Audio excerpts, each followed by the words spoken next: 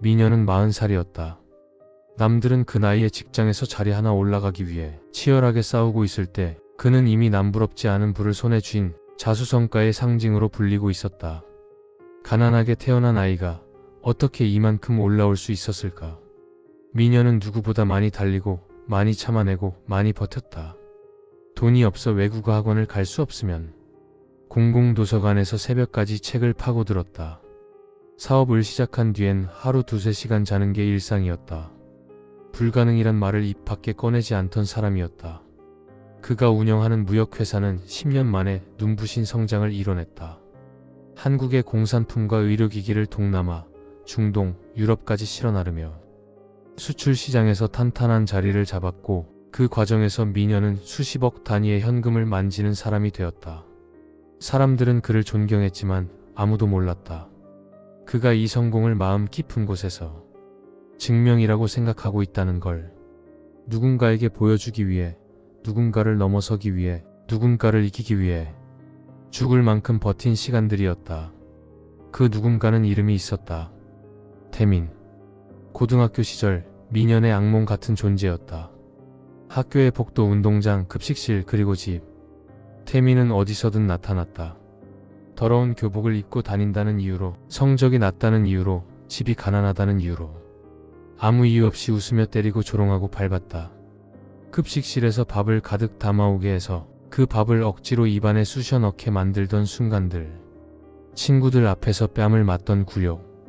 어머니가 몸이 불편해 누워있던 집에까지 찾아와 놀러왔다고 말하며 미년의 방 문을 닫고 작게 때리며 자신들이 먹을 간식을 꺼내 먹던 태민. 미녀는 그 모든 순간을 평생 잊지 못했다. 몸이 기억하고 피부가 기억하고 자존심이 기억했다. 그런데 어느 날 미녀의 회사에 신입 직원이 들어왔다. 단순 상하차 업무를 맡은 계약직 직원.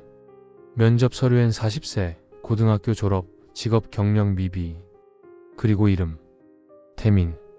미녀는 서류를 본 순간 손끝이 떨렸다. 10대 시절의 여름 날씨, 급식실의 냄새, 뺨을 때리던 소리까지 되살아났다.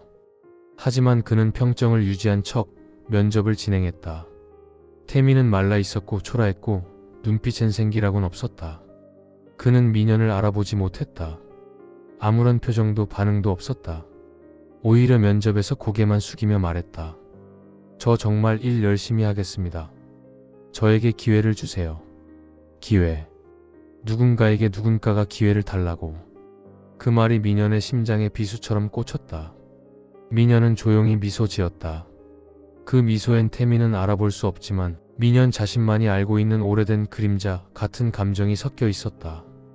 그날 밤 미년은 혼자 책상 앞에서 오래 앉아 있었다. 불쌍하다. 이제 다 지나간 일이다. 용서하고 살아야 한다. 그런 생각들이 잠깐 머리를 스쳤다. 하지만 그건 물 위에 뜬 기포 같은 것들이었다. 손끝만 대도 꺼져버리는. 태민이 자신을 알아보지 못했다는 사실이, 그것이 복수심을 더 불태웠다. 왜 나는 지금도 기억하는데? 왜 너는 아무렇지 않은 표정으로 나를 지나가? 왜 나만 그 날들을 떠올리며 살아야 해? 복수의 마음은 그날 밤 100%가 되었다. 다음날 회사에서 미녀는 태민에게 먼저 다가갔다. 혹시 너 태민이 맞지? 고등학교 때 같은 학교였어. 태민은 놀란 듯 웃었다. 아, 네? 아, 네? 아, 그런가요? 제가 기억력이 워낙 안 좋아서 죄송합니다. 기억이 안 난단다. 그렇다. 가해자는 기억하지 못한다. 피해자만 기억한다. 미녀는 되려 더 다정한 얼굴을 했다. 괜찮아. 옛날 일인데 그래도 반갑네. 그날 이후 미녀는 태민에게 조금씩 친절을 베풀기 시작했다. 퇴근 후 태민을 불러 비싼 고기를 사줬고 어렵게 살았다는 얘기를 들을 때면 마음 쓰이는 척 고개를 끄덕였다. 월급도 조금 더 챙겨줬다. 직원들은 그저 새로 들어온 직원을 다정하게 챙겨주는 대표님을 바라보며 대표님 너무 좋다며 감탄했지만 아무도 몰랐다. 미년의 친절은 복수의 시작이라는 것을. 그러던 어느 주말 미녀는 연락도 없이 태민의 부모님 집을 방문했다. 현관에 낡은 초인종을 누르자 문이 열렸고 태민의 어머니가 얼굴을 내밀었다. 어머나 누구세요? 저는 민현이라고 합니다. 태민이 친구이자 회사 대표입니다. 태민의 어머니의 표정이 순간 밝아졌다. 아들을 걱정하는 부모의 마음은 늘 같다. 어머니는 반갑게 웃었다. 아이고 세상에 어서 들어와요. 민현은 일부러 굳이 고급 한우 세트를 들고 갔다. 명절에도 보기 어려운 고급 선물이었다. 태민은 그런 친구를 데리고 들어온 어머니의 표정에서 오랜만에 느끼는 자랑스러움을 봤다. 태민은 어색하게 웃으며 말했다. 야, 이걸 들고 왜 왔어? 뭐 하려고? 야, 친구끼리 뭘? 너 잘 지내나 보고 싶어서 왔지. 그 순간 태민은 처음으로 자신도 누군가에게 인정받는 인생을 꿈꾸었다. 40살이 될 동안 아무도 자신을 믿어주지 않았고 아무도 자신을 대단하다고 하지 않았다. 그저 실패한 인생, 불안정한 인생, 의미 없는 인생이라고 생각하며 살았다. 그런데 민현 같은 성공한 친구가 자신을 찾아와 주었다. 어머니도 기뻐하고 태민도 기뻐했다. 그날 저녁 태민은 오랜만에 잠들기 전에 말했다. 나도 잘 살 수 있을까? 하지만 그 희망이 태민의 불행의 시작이 될 줄은 그 누구도 몰랐다. 며칠 뒤 민현은 태민을 불러 함께 술을 마셨다. 술자리에서 민현은 자연스럽게 자기 비결을 이야기했다. 나는 말이지 땅으로 돈을 벌었어. 처음엔 쓸모없어 보여도 나중에 가치가 급등하는 그런 땅들. 기회만 잘 잡으면 크게 벌 수 있어. 태민은 술 기운에 얼굴이 붉어진 채 말했다. 아, 나도 그런 거 해볼 수 있을까? 그럼. 너는 성실하잖아. 나만 믿고 해. 나만 믿어. 그 말은 태민 인생 전체를 뒤바꿨다. 태민은 갖고 있던 작은 적금을 깨고 카드론과 고금리 대출도 받았다. 심지어 어머니 집을 담보로 대출까지 받았다. 70대 중반의 어머니는 오래된 단독주택 하나가 전부였는데 태민은 정말 확실한 기회가 온 거야라며 어머니를 설득했다. 결국 수천만 원대의 대출이 승인되었고 그 돈으로 땅을 샀다. 하지만 그 땅은 민현이 오래전에 인맥을 통해 소개받은 절대 개발되지 않을 쓰레기 땅, 집안 약한 잡석지, 지적도상 분쟁지였다. 민현은 자신이 매입하려고 한 좋은 땅인데 너는 내 친구니까 너에게 양보하겠다며 그 땅을 매입하도록 유도했다. 그렇게 태민은 쓰레기 땅을 아무런 의심 없이 매입하게 되었다. 그 순간 이미 태민의 미래는 끝나 있었다. 땅을 여유 자금도 없이 풀대출로 매입한다는 것 자체가 잘못된 선택이었다. 매달 거금의 원금 이자가 나갔고 순식간에 이자 내기도 빠듯해지는 순간이 찾아왔다. 결국 이자는 밀리기 시작했고 대출 이자의 연체료까지 붙어 금액은 눈덩이처럼 불어났다. 어머니 집에도 경매 개시 통지서가 날아왔다. 엄마 집이 왜 이게 경매로 넘어가는데. 태민은 벽에 기대 주저앉아 손을 떨었다. 빚을 톡촉하는 문자, 사채업자와 같은 목소리의 협박 전화, 회사에서는 실수 하나만 해도 팀장에게 욕을 먹고 집에서는 어머니가 눈물로 하루를 버티고 있었다. 태민의 삶은 순식간에 파국으로 치달았다. 그는 민현에게 찾아갔다. 작업장 창고 뒤쪽에서 울며 말했다. 민현아, 나 좀 살려줘. 너 믿고 했잖아. 나 진짜 죽을 것 같아. 어머니 집까지 내가 어떡해. 그때 민현은 처음으로 미소를 지우고 태민을 바라보았다. 눈빛은 차갑고 말투는 느렸다. 태민아. 응, 민현아. 고등학교 때 기억 안 난다 했지? 그때 얘기 왜? 나는 기억나. 태민의 표정이 굳었다.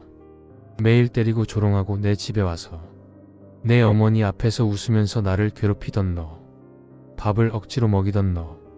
내 방 뒤져서 뭐든 가져가던 너. 그거 나는 다 또렷하게 기억해. 태민의 입술이 떨렸다. 그건 애들 장난이었고 미안하다, 진짜 미안하다. 민현은 조용히 고개를 저었다. 아니, 미안하다는 말 들어서 없어지는 인생은 없어. 민현은 며칠 후 태민을 회사에서 해고했다. 회사 건물의 로비에서 경비와 팀장에게 이끌려 나가는 동안 태민은 무릎을 꿇고 울며 민현을 붙잡았다. 제발 제발 나 살려줘. 나 진짜 죽거나 이제 아무것도 없어. 민현은 돌아보지 않았다. 그럼 이제 네가 느껴봐. 내가 18살에 느꼈던 절망을. 회사의 자동문이 닫히며 태민의 울음소리는 희미해졌다. 그 후 태민의 생활은 지옥 그 자체였다. 집은 경매로 넘어갔고 어머니는 몸져 누웠고 사채업자들은 날마다 어머니 집에 찾아와 협박했다. 태미는 점점 초췌해지고 잠을 잘 수도 먹을 수도 숨쉬기도 힘들어졌다. 어느 날 밤 태미는 마지막 용기를 내어 민현의 회사 앞에서 민현을 기다렸다. 비가 추적추적 내리는 날이었다. 민현이 퇴근하려고 주차장으로 내려왔을 때 젖은 우산을 든 태민이 서 있었다. 그의 얼굴은 완전히 무너져 있었다. 부은 눈, 텅 빈 표정, 갈라진 입술. 민현아, 나 이제 끝났어. 민현은 아무 말 없이 조용히 태민을 바라봤다. 왜 나한테 이러는 거야? 내가 그렇게 큰 죄를 지었어? 너 이러면 안 되지 않아? 잠시 침묵이 흘렀다. 민현은 천천히 걸어가 태민 앞에 섰다. 그리고 아주 낮은 목소리로 말했다. 태민아, 네가 한 짓들은 너는 장난이라고 했지. 눈빛이 흔들렸다. 근데 말이야, 나는 그 장난 때문에 평생을 그 기억 속에서 숨도 제대로 못 쉬고 살았어. 태민은 흐느꼈다. 미안해, 진짜 미안해. 지금이라도 사과할게. 다시 살게 도와줘, 제발. 민현은 웃지도 울지도 않는 얼굴로 중얼거렸다. 내가 살아남기 위해 평생 버텼던 지옥을 넌 지금 처음 걸어보는 거야. 나한텐 수년이었어. 너는 이제 겨우 몇 개월 지났지. 태민은 바닥에 쓰러지듯 무릎을 꿇었다. 살려줘, 살 수가 없어. 민현은 그를 내려다봤다. 그 표정에는 연민도 증오도 슬픔도 아닌 아주 건조한 무표정만 있었다. 그래서 이제 알겠어? 뭘?